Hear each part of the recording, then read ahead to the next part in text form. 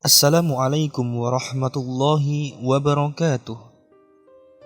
Sahabat Al-Kisah, tahukah sahabat, pada zaman Nabi Musa alaihi salatu wassalam, ada sepasang suami istri hidup miskin selama bertahun-tahun. Mereka merasakan kerasnya kemiskinan dan menjalaninya dengan penuh kesabaran. Saat berbaring di tempat tidur, sang istri bertanya kepada suaminya, "Bukankah Musa itu Nabi Allah dan bisa bicara dengannya?"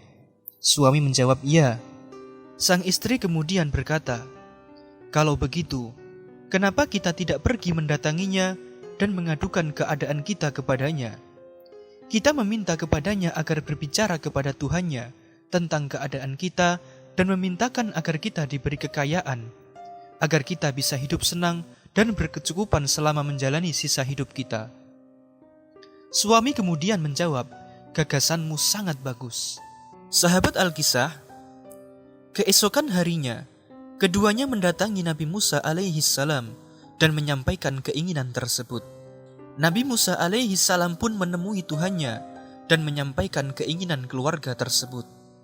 Sedangkan Allah Subhanahu wa Ta'ala Maha mendengar lagi Maha melihat. Tidak ada satupun di langit dan di bumi ini yang tersembunyi dari Allah Subhanahu wa Ta'ala.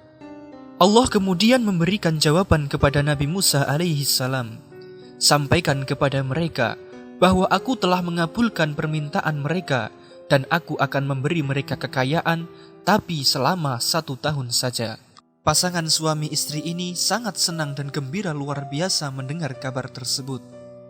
Tidak lama kemudian, rezeki mereka melimpah berdatangan dari arah yang tidak mereka ketahui, hingga mereka menjadi keluarga kaya raya di tengah masyarakat. Kehidupan mereka pun mulai berubah dan mereka hidup senang dan bahagia. Sang istri kemudian bertanya kepada suaminya, "Ingatlah, kita diberi kekayaan ini hanya 1 tahun, dan setelah itu kita akan jatuh miskin lagi seperti sedia kala." Suami menjawab, "Iya, saya tahu." Kemudian sang istri berkata, "Kalau begitu, kita gunakan saja kekayaan ini untuk berbuat kebaikan dan membantu banyak orang." Suami pun setuju dengan gagasan ini.